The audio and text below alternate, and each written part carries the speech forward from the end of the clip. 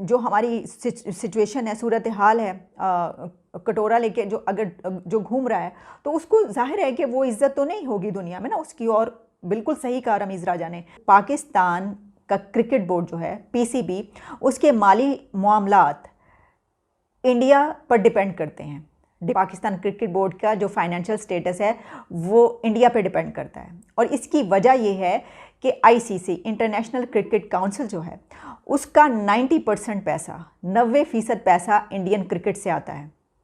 और अगर भारत के वज़ीर आज़म ये फैसला कर लें कि इन फंड्स में से पाकिस्तान क्रिकेट बोर्ड को पैसा नहीं देना, तो पाकिस्तान का क्रिकेट बोर्ड बैठ जाएगा। ये कहना था रमीज़ राजा का। एक सवाल के जवाब में रमीज़ राजा ने कहा कि चीन को क्रिकेट में लेकर आ रहे हैं। क्या पाकिस्तान क्रिकेट की मुश्किलात चीन के आने के बाद कम हो जाएंगी या क्रिकेट इकोनॉमी बेहतर होने का कोई चांस है? पाकिस्तान क्रिकेट इस वक्त मुश्किलात का शिकार है। दौरा न्यूजीलैंड की मनसूखी और फिर इंग्लिश क्रिकेट टीम की दौरा मनसूखी ने पाकिस्तान में शायकीन क्रिकेट को काफी मायूस कर दिया है। पीसीबी चेयरमैन रमीज़ राजा ने पाकिस्तान में क्रिकेट की दोबारा बहाली के लिए दौरा वेस्टइंडीज से तवक्कुआत वाबस्ता कर ली हैं। आज सेनेट की कमेटी बराए बैनुल सूबाई राब्ता में रमीज़ राजा का कहना था कि इंटरनेशनल सिक्योरिटी एजेंसी के मुताबिक दुनिया के मुकाबले में पाकिस्तान की सिक्योरिटी बेहतरीन है। इतना संगीन खतरा नहीं था जिस पर न्यूजीलैंड ने दौरा मंसूख कर दिया। पाकिस्तान की गलती नहीं है तो हम क्यों एहसास कमतरी में पड़ जाएं? वेस्टइंडीज के दौरे पाकिस्तान के लिए पुरुमीद है कि दौरा शेड्यूल के मुताबिक होगा, जबकि ऑस्ट्रेलिया पर भी दबाव पड़ा है क्योंकि पाकिस्तान को न्यूजीलैंड और इंग्लैंड की वजह से बहुत ज़्यादा जो है वो नुकसान हुआ अब तक। एक सवाल के जवाब में रमीज़ राजा साहब का यह कहना था कि साफ सी बात है कि वर्ल्ड क्रिकेट में पैसा बोलता है। मेरी तजवीज़ है कि पाकिस्तान में वेस्टइंडीज, जनूबी अफ्रीका और बांग्लादेश की ट्राई सीरीज हो, जिससे पाकिस्तान क्रिकेट बोर्ड की ताकत नजर आएगी। पाकिस्तान क्रिकेट इकोनॉमी बेहतर होगी तो आईसीसी फिर बात भी सुनेगा। पाकिस्तान क्रिकेट बोर्ड को अपने भी पैसे बनाने हैं और आईसीसी को भी रेवेन्यू बनाकर देना है। एक सवाल के जवाब में रमीज़ राजा ने कहा कि चीन को क्रिकेट में लेकर आ रहे हैं। क्या पाकिस्तान क्रिकेट की मुश्किलात चीन के आने के बाद कम हो जाएंगी या क्रिकेट इकोनॉमी बेहतर होने का कोई चांस है? क्योंकि 90% पैसा आईसीसी को इंडियन क्रिकेट से मिलता है, तो अगर इंडिया का पीएम ये फैसला कर ले कि ये फंड्स जो हैं इसमें से पाकिस्तान को पैसा नहीं जाएगा, हमने नहीं देना, तो पीसीबी बैठ जाएगा। इसके अलावा रमीज़ राजा ने यह भी कहा कि इंडिया के बिजनेस हाउसेस पाकिस्तान क्रिकेट को चला रहे हैं और पाकिस्तान क्रिकेट से आईसीसी की कतई तौर पर कोई दिलचस्पी नहीं है और पाकिस्तान आईसीसी को जवाब में 1 टका भी नहीं देता, यानी वही टका जो 2 रुपये के बराबर हो चुका है। तो उन्होंने कहा कि पाकिस्तान आईसीसी को कुछ भी नहीं देता, यानी 1 टका भी नहीं देता जवाब में, तो जाहिर है कि फिर आईसीसी को क्या इंटरेस्ट रहेगा। अच्छा, इसके अलावा उन्होंने कुछ और बातें भी कही जिसमें उन्होंने तफसीलात बताते हुए ये कहा कि जो हमें कुछ चीज़ें अडॉप्ट करने की ज़रूरत है वो ये है कि पीसीबी को अपने पाँव पर खड़ा किया जाए। इसमें ज़ाहिर है कि पैसे की ज़रूरत है और इकॉनमी बेहतर होगी तो ज़ाहिर है कि ये तमाम मामला चलेंगे। हमें इकनॉमिकली बहुत स्ट्रॉन्ग होने की ज़रूरत है। इसकी वजह यह है कि जब दुनिया को हमसे कोई ज़रूरत ही नहीं और वो हमारी तरफ देखते नहीं, तो फिर उनको जिससे ज़रूरत है और जो वहाँ पर जो है सबसे ज़्यादा स्टेक्स रखते हैं वो उनकी बात ही मानते हैं। तो इनडायरेक्टली जो है हम ये तो कह सकते हैं कि देखिए, अगर कोई उनको ये कहेगा कि नहीं हमने ये नहीं करना तो वो उनकी बात मानेंगे। लेकिन हमने तो ये नैरेटिव अपनाया था उस वक्त, हमारा तो ये बयानिया था कि साजिश की बिना पर भारत ने, इंडिया ने ये जो सीरीज़ है ये ख़त्म करवाई है और उन्होंने ये नहीं होने दी।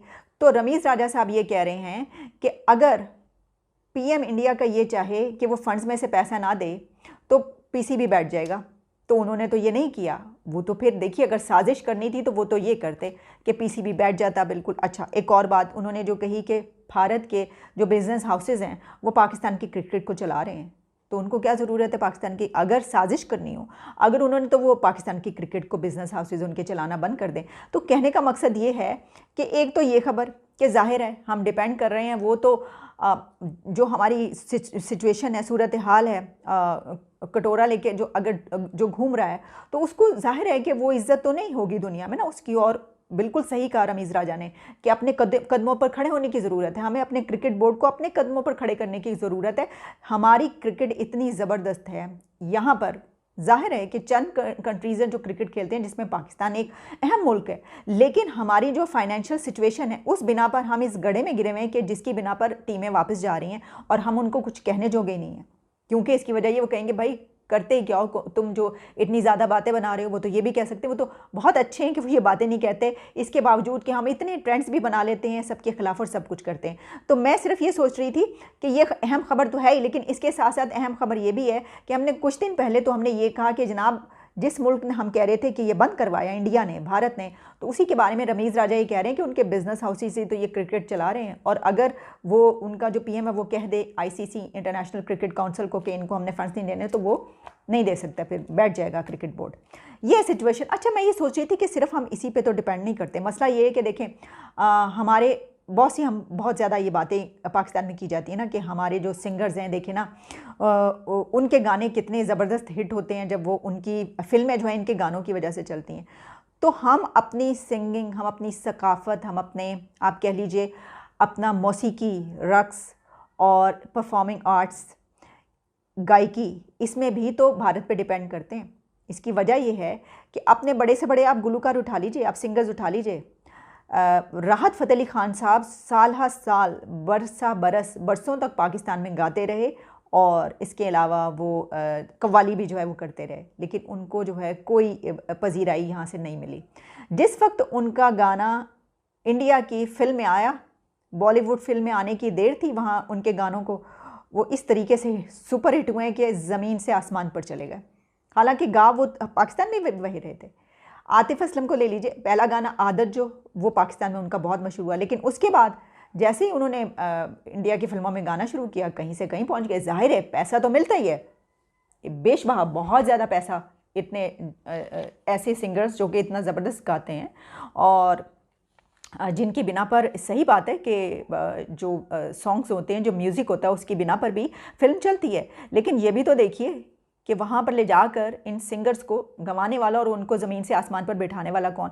आप अगर मैं बिल्कुल, आप ज़रा देख लीजिए, पास्ट में जाकर देख लीजिए कि हमने वहाँ पर गाने से पहले हमने अपने इन सिंगर्स को कितनी ज़्यादा पजीराई दी थी। और दूसरी इसमें एक और वजह भी है, वो ये है कि हमारी तो है ही बहुत छोटी इंडस्ट्री, मतलब चंद गिनती के लोग। अब तो फिर भी कुछ हम बेहतर करें, बल्कि पाकिस्तान की जो मूवीज़ हैं वो अभी तक जो है हम वहाँ तक क्या, हम तो अपनी उसको जो कह रहे थे रिवाइव किया जा रहा है, किस हद तक हमने किया, 5% कह लीजिए, 100 से 10%।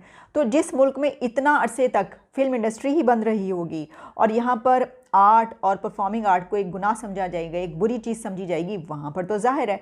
तो जबकि हमसाया मुल्क में जब ये सब कुछ हो रहा होगा तो फिर उसी पे डिपेंड करेंगे। तो हम तो इन मामलात में भी उन पे डिपेंड करते हैं। यही नहीं, बल्कि मैं तो गिनवाने पे आऊँ तो कितने सिंगर्स जो हैं वो इस तरह निकलते। शफकत अमानत अली साहब ने जो है जब वहाँ पर जाके एक गाना गाया था, उनका हिट हुआ था, तो वो सुपर हिट उस वक्त हो गए।